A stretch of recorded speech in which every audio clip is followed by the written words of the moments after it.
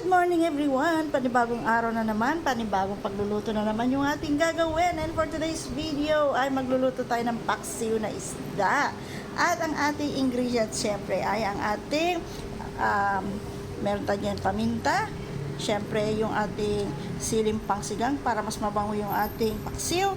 Syempre yung luya, hindi pwedeng mawala yan. Yan ang pinaka-importante sa lahat. At syempre meron tayo ditong sibuyas, bawang. Syempre ito, kailangan din natin yan sa ating paksiw, ang ating suka, ang ating asin, at syempre yung ating isda. Meron tayo ditong alumahan na napakamahal, 340 ang kilo.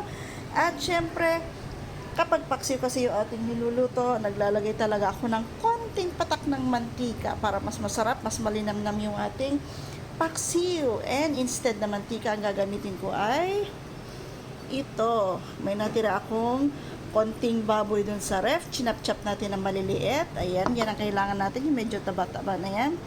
At yun ang ating ipang hahalili sa ating oil. And yan, titingnan natin yan mamaya-maya pagkatapos natin maluto. And syempre, umpisahan na natin yung ating pagluluto. Yan, unahin na natin ilagay sa ating kaserola yung ating pork.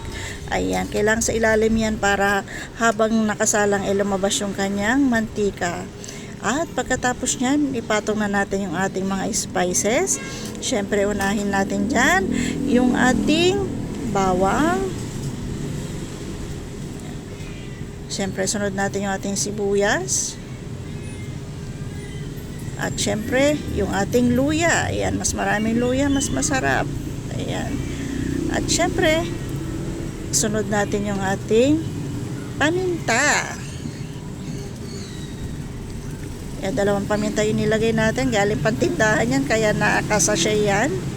At isunod na natin lagyan ng suka. Ayan.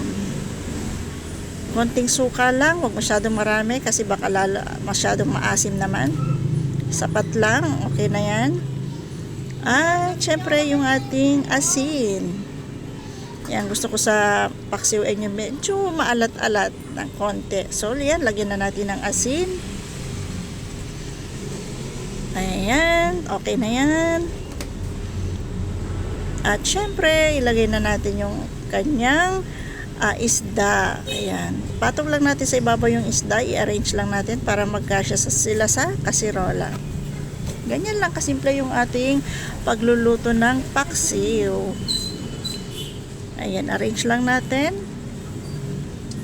At kapag nailagay na natin lahat yan, lagyan na natin siya ng konting tubig lang. Ayan, konting-konti lang. Yung enough lang na maluto yung ating isda.